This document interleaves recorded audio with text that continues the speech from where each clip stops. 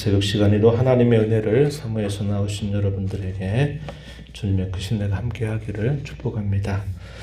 오늘 우리가 읽어가는 말씀 이사야서 3장 말씀인데요. 이 3장의 내용에서는 하나님을 의뢰하는 것 대신에 사람을 의뢰하는 이 당시 유다 백성들을 향한 하나님의 심판이 예고되는 말씀이 주어집니다. 우리가 어제 읽었던 말씀 중에요. 2장 마지막 절 거기에 보면은 이런 말씀을 하셨죠. 너희는 인생을 의지하지 말라. 그의 호흡은 코에 있나니 새말 가치가 어디 있느냐. 이렇게 표현했습니다. 하나님을 의지하고 그분을 참된 지도자로 모시고 살아가는 것이 하나님 백성이 살 길이고 행복의 길임에도 불구하고 그 하나님을 배반하고 사람을 의지하는 당시의 그 백성들의 모습에 대해서 이렇게 분명하게 말씀을 하셨어요. 그리고 우리가 있는 이 3장의 내용이 주어집니다. 이어지는 말씀으로 보시면 될 겁니다.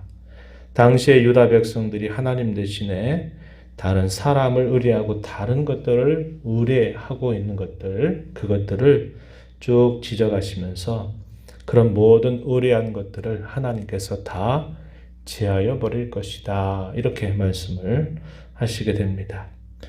하나님의 백성으로서 의지하고 신뢰할 대상이 하나님임에도 불구하고 그 하나님을 저버리게 되니까 다른 모든 것들을 대신 의지했는데 그런 의지하는 모든 것들을 하나님께서 다 끊어 버리실 것이다. 이런 말씀을 전달하고 계십니다.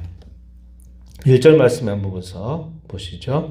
보라, 주 만군의 여호와께서 예루살렘과 유다가 의뢰하며 의지하는 것을 제하여 버리시겠다. 이렇게 말씀합니다. 그 의지하는 것이 무엇인가 구체적으로 소개해 주는 말씀. 그가 의지하는 모든 양식, 그가 의지하는 모든 물, 먹고 사는 것, 양식과 물에 대해서 그것도 하나님께서 제하여 버릴 것이다. 이렇게 말씀하시고 2절에 보면은 용사와 전사, 재판관과 선지자와 복술자와 장로.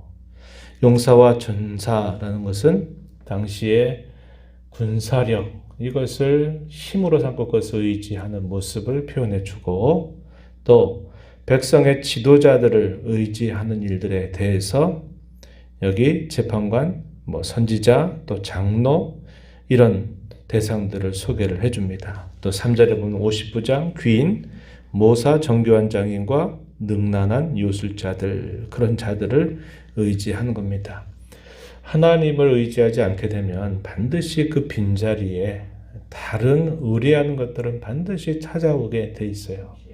왜 그럴까요? 하나님이 사람을 의존적인 존재로 처음부터 만드셨다 이 말입니다. 자기 스스로 모든 것을 다 홀로 할 수 있는 존재가 아니라 무엇이든 의지하는 존재로 만드셔서 하나님의 의도는 자신을 지으신 하나님께 모든 의뢰와 신뢰를 두면서 살아가는 것을 하나님이 마치 창조의 매뉴얼처럼 디자인처럼 그렇게 만들어 두셨는데 그 창조주 하나님, 우리를 지으신 하나님을 의뢰하지 않게 되면 다른 어떤 것들을 항상 의지하게 된다 이 말입니다. 마치 우리 주머니에 빈 지갑을 가지고 있으면은 우리가 느끼는 것이 뭔가 이렇게 불안한 마음을 느끼게 되는 반면에 지갑이 도둑해지면은 그래도 뭐가 좀 있는 것 같아가지고 또 괜찮은 그런 모습을 경험할 때도 있죠. 우리 사람은 항상 어떤 것들을 의지하게 되어 있다라는 사실을 분명하게 이런 말씀은 우리에게 깨우쳐 줍니다. 이런 하나님 대신 의뢰하는 모든 것들, 의뢰와 의지를 다 제하여 버릴 것이다. 이렇게 말씀하시면서 소위 말하는 반대되는 현상, 순리적으로 있는 현상이 아니라 영리와 같은 현상으로 하나님이 바꾸어 버리실 것을 그들에게 말씀을 하십니다. 정치적인 혼란, 사회적인 혼란, 그런 일들이 그들에게 다가오게 될 것을 말씀하고 계시는데요. 4절 말씀에 보면 그가 또 소년들을 그들의 고관으로 삼으시며 아이들이 그들을 다스리게 하실 것이다. 소년들, 이 말은 어린 사람, 알지 못하는 사람, 지도력이 아직 갖추어지지 않은 사람, 이런 사람들을 통치자로 세운다, 이 말입니다. 그렇게 되면 그것이 어떤 현상이 벌어지게 될까요? 사회적인 혼란, 정치적인 혼란들이 계속 벌어지게 된다는 것을 보여줍니다. 소위 정부, 만약 오늘날의 얘기로 하면 정부가 혼란에 빠지고 마치 무정부 상태와 같은 그런 영리현상들이 일어나게 될 것이다. 이렇게 말합니다. 왜냐? 당시 백성들은 하나님보다도 그러한 지도자들 또 사람들 이런 것들을 더 의지하는 태도를 가졌기 때문에 하나님은 그 상황을 바꾸어 버리신다라는 것을 말씀하고 있는 것입니다. 6절, 7절에 보면 통치자가 되어서 고치는 자 되기를 싫어하고 피하게 될 것이다. 그런 상황이 되면 더 이상 통치자가 돼서 우리를 좀 잘 다스려달라 해도 통치자가 되기를 다 거절하는 상황이 벌어질 것이다. 이렇게 말씀합니다. 또 5절에 보면은 백성들은 서로 학대하고 각기 이웃을 잔해하고 아이가 노인에게 비천한 자가 존귀한 자에게 교만하게 되는 일들이 생겨날 것이다. 이렇게 말합니다.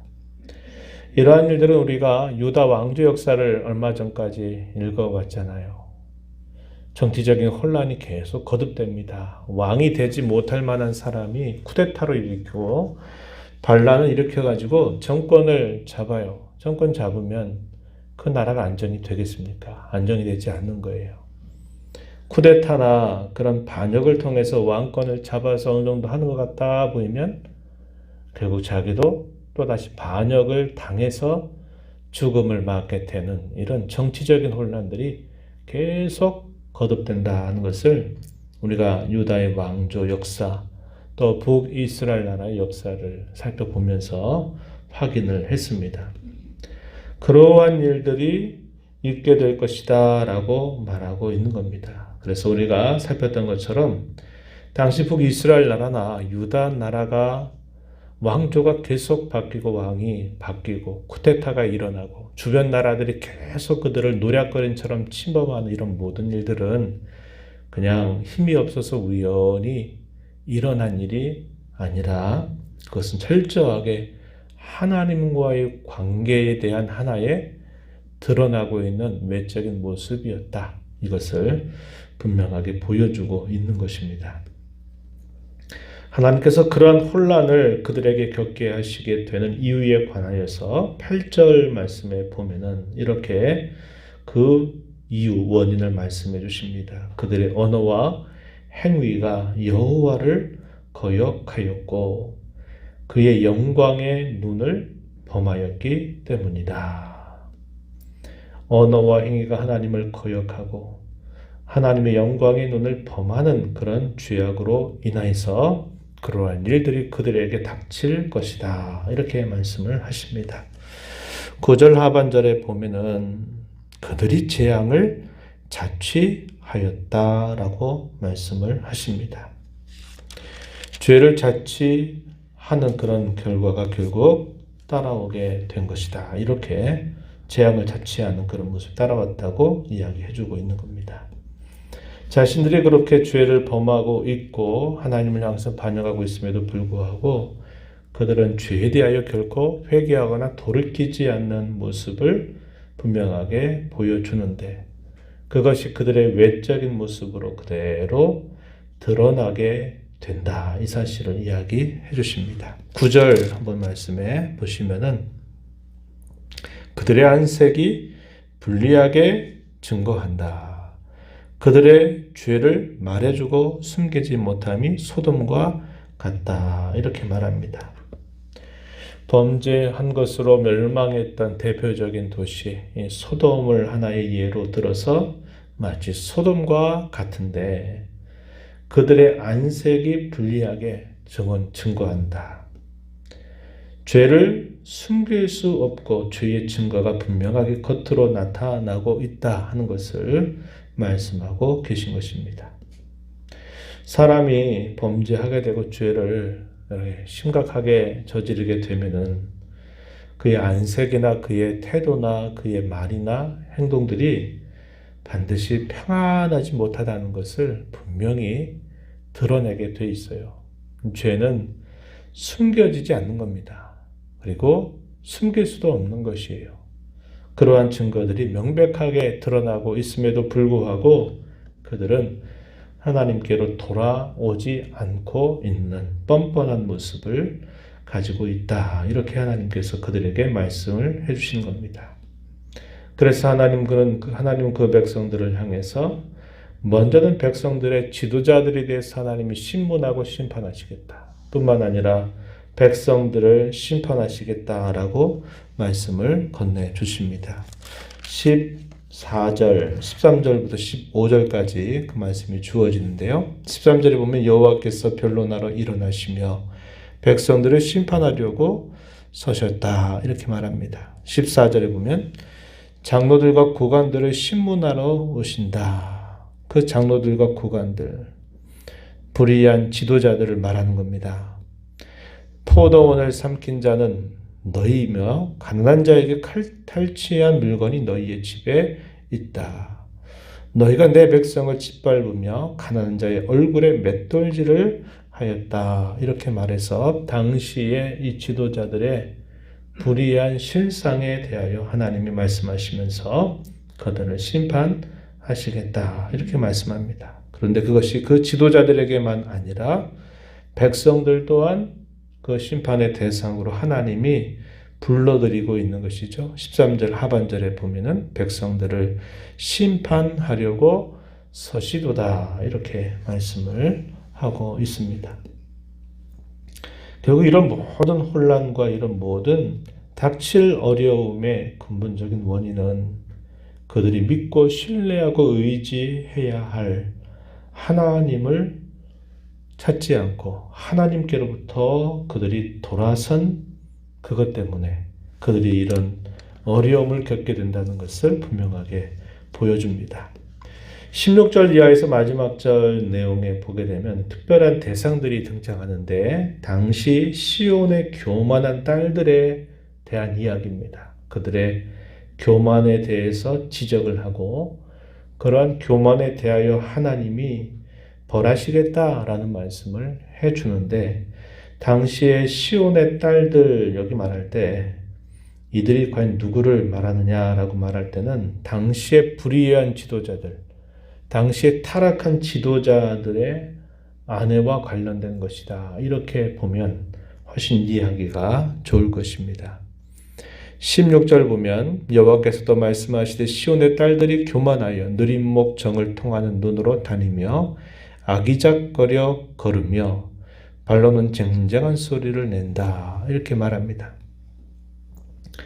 사치와 방종, 방탕 이런 모습들이 당시의 시온의 딸들, 특별히 타락한 지도자들이 이런저런 부를 가지고 있다 보니까 그것을 가지고 사치하고 자랑하고 그것으로 방탕한 모습을 나타내고 있다라는 사실을 지적해 주고 계십니다. 보면은 18절 이하에 그들이 장식한 발목걸이, 머리에 망사, 반달장식, 귀걸이, 팔목걸이, 얼굴 가리개 등등 이 모든 것들을 다 하나님께서 제해버리시겠다 이렇게 말씀합니다. 23절 그 부분에 보면은 제하실 것이다 이렇게 말합니다. 그들이 잘못된 일로 인해서 사치하고 자기 자랑하고 교만하고 한 이런 모든 것들을 하나님께서 그것들도 다 때가 되면 제해버리실 것이다. 그리고서 말씀하시기를 24절로 보면 대신할 것이다 라는 표현을 거듭하시죠. 썩은 냄새가 향기를 대신하고 노끈이 띠를 대신하고 대머리가 숱한 머리털을 대신하고 굵은 베옷이 화려한 옷을 대신할 것이다. 또 수치스러운 운적의 아름다움을 대신할 것이다. 또 전란에 망하게 될 것이고 그 결과 26절에 보면 슬퍼하고 곡할 것이고 황폐하여 땅에 앉게 될 것이다. 이렇게 하나님께서 말씀을 하고 계신 것입니다. 오늘 저와 여러분이 이 말씀을 보면서 하나님만이 우리의 진정한 의지가 되신다는 사실을 우린 다시 한번 우리 마음에 깊이 새겨야 하겠습니다. 하나님만이 진정한 우리의 모든 필요를 공급해 주시는 분이시고 하나님만이 우리를 진정으로 편들어서 후원을 해 주시는 분이심을 알아야 합니다. 그 하나님을 의뢰하는 것을 저버리고 다른 어떤 대상들을 의지하고 의뢰하지 말아야 합니다. 하나님은 우리가 하나님 대신에 의지하고 바라는 것들을 하나님은 제해 가시고 그것을 취해 가실 겁니다. 그래서 우리로 하여금 우리가 의지할 대상은 사람도 아니고 그 어떤 물질이나 그 어떤 것도 아니라 오직 하나님만이 우리의 진정한 의지의 대상이다 하는 것을 하나님은 가르쳐 주실 것이에요. 우리가 어떤 일들을 만나기 전에 항상 하나님만이 우리의 신뢰의 대상, 우리의 대상, 의지의 대상임을 언제나 기억하고 하루하루의 삶을 무엇을 하든지 간에 하나님을 의지하고 그분께 맡기고 그분의 뜻을 구하며 살아가는 저와 여러분이 되어야 하겠습니다. 하나님 아버지, 이 새벽 시간에도 저희들을 깨워주셔서 오늘도 생명을 주시고 호흡 주신 아버지 앞에 저희의 걸음을 인도하시고 찬양을 드리며 오늘도 말씀하시며 수행하시는 주의 음성을 또다시 되새기게 하시니 감사드리옵나이다. 도울림이 없는 인생을 의지하지 말라라고 우리 하나님 말씀해 주십니다. 하나님 대신 의뢰하는 모든 것들, 그것이 사람이든 지도자들이든 어떤 물건이든 어떤 상황이든 그 모든 것들을 하나님께서 가져갈 것이다, 취하갈 것이다 라고 말씀을 하십니다.